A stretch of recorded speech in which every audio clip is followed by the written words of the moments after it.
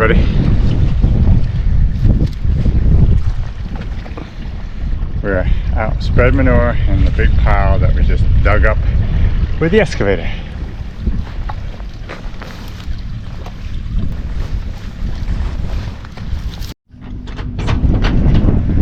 So Jim has Bill and Baron this morning, and they are tied to the hay feeder that the cows use, and he's loading up the spreader.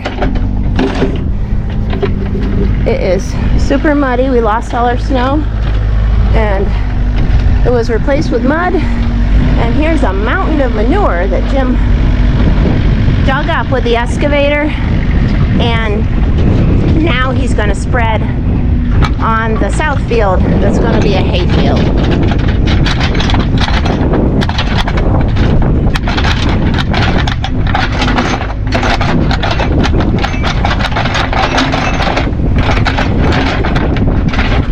Bree and Duke are out enjoying some pasture time. Lady's out there too, but she's off by herself somewhere. So this manure in this pile is from feeding cows out here for probably the last 5 or 6 or 7 or even 8 years. I would feed round bales out here. Sometimes I had one of those round feeders, but a lot of times I just set the bale on the mound here and it just kept building up, and they just didn't eat as much all of the hay because of that. With my new hay feeder that I have here, we just don't have that issue. All the feed is pretty well cleaned up. They pull a little bit of it out of the hay feeder, but most of it gets eaten. So that's why we have so much manure and hay that we got to spread now from this pile.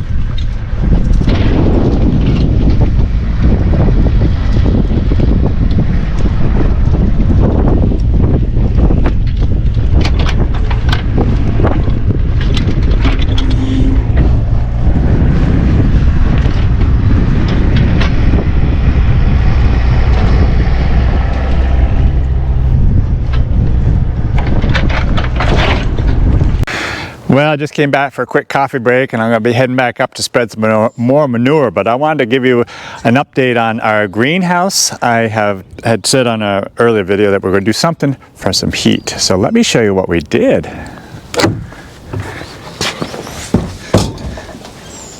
Okay, we actually put a big old radiator in here.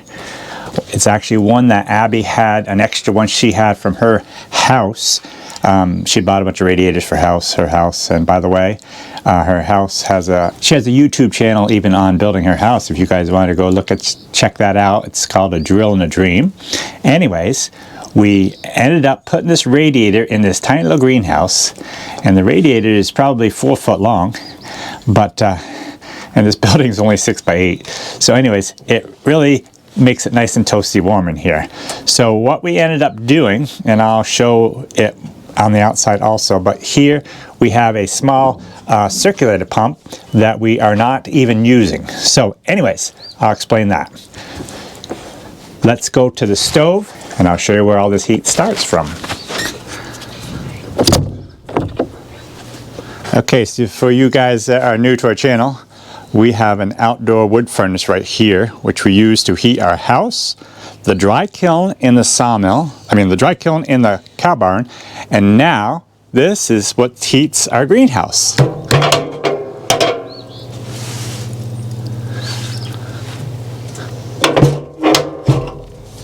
Okay, so what we did is we connected, I'm not going to take the door off, this is a door right here, but I'm not going to take it off because we don't need to, but anyways, we put a T, we have two lines, two circulator pumps in this furnace. One circulator pump goes to the lines to the house, and the other circulator pump pushes the water out to the barn. And watch out, Skip.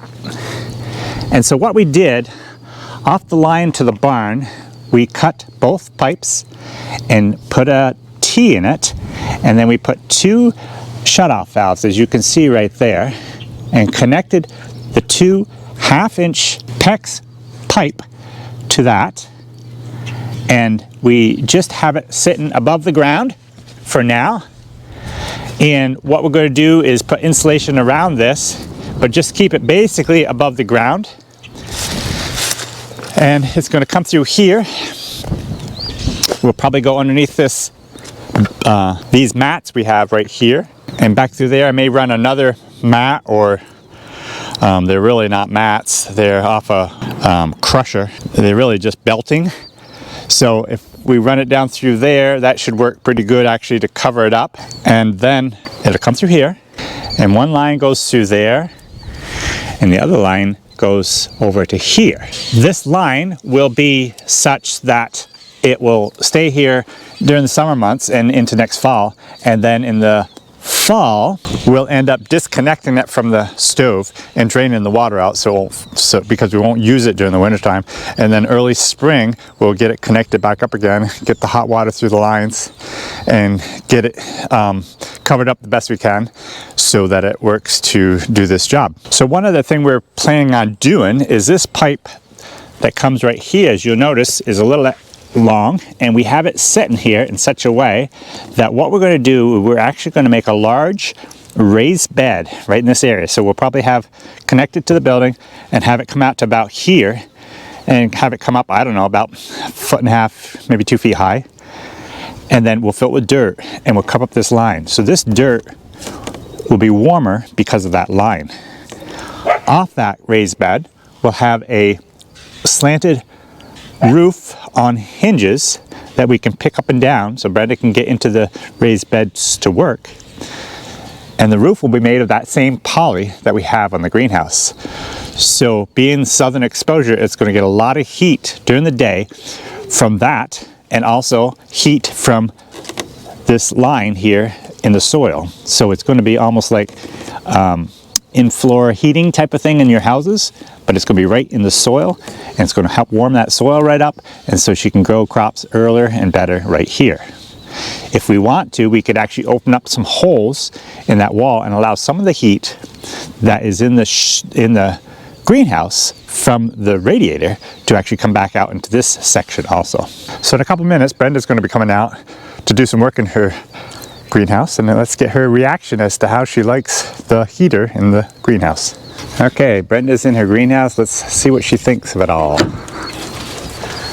All right, tell them what you think. Hi everybody. I love it. It is so warm in here. I came out this morning at like 5 o'clock and it was 80 degrees out here. It's 92 right now. Yeah, we're going to have to watch it now. It's going to get too hot, but we can turn the heat off. So one thing I didn't explain to is because of the two valves that we have on the stove itself, in the mornings, as soon as it starts warming up in here, we'll actually shut those valves off so there's no hot water coming into the greenhouse, because on a sunny day we surely don't need any more heat than we have from the sun, because it gets really hot in here even with just the sun. Right. It gets up to 90 on just a 50 to 60 degree day, but then the trouble is at night it just dips down to whatever it is outside, and we had a lot of 20 degree days and it stayed cold day and night. So I was bringing everything inside. I was covering this up at night. These are my greens here, and thankfully they didn't die. They're still going. but it got really cold in here. And now with this heat, it is just like so warm. And I had started some things inside, and now I was able to bring them in here. And so I'm just super loving this. I've also realized possibilities, like I'm gonna start my dahlia bulbs. They're starting, these are from Jim's mom, and they're starting to sprout, so I'll put them in dirt. They are frost sensitive, so that's why I can start them in here and keep them in here until we are past our frost date, and they'll get a good jump start. So a lot of things are going to get a good jump start. So I'm loving it so much. Not me, it's too hot in here. Phew. We do have 3 little windows on this greenhouse, if we might have shown you when we built this greenhouse. So we have this window right here, which we don't have a way to hold it up there yet. That's gonna fall back down, but at some point we can I'll get it. figure out a way to make it so it will stay. But that's a minor problem. But there's 3 windows here for that with hooks on them so they stay shut. There's one there, there's one right here, and then there's one up higher right over there. But for right now, we need to go shut the valves off so the hot water is not flowing through this greenhouse, because we just do not need it today. It's hot in here. And I gotta get back to spreading some manure.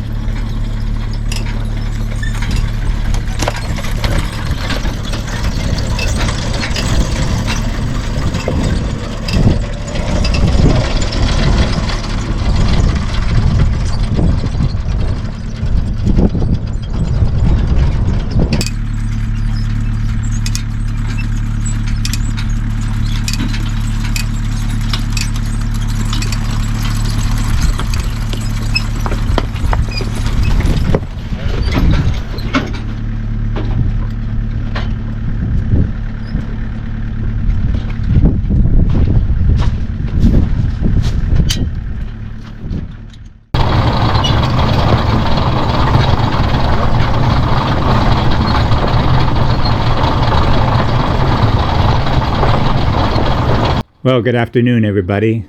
This afternoon we have Earl and Ken to continue up in the field with spreading some of this manure. So I'll show you just a little bit of that.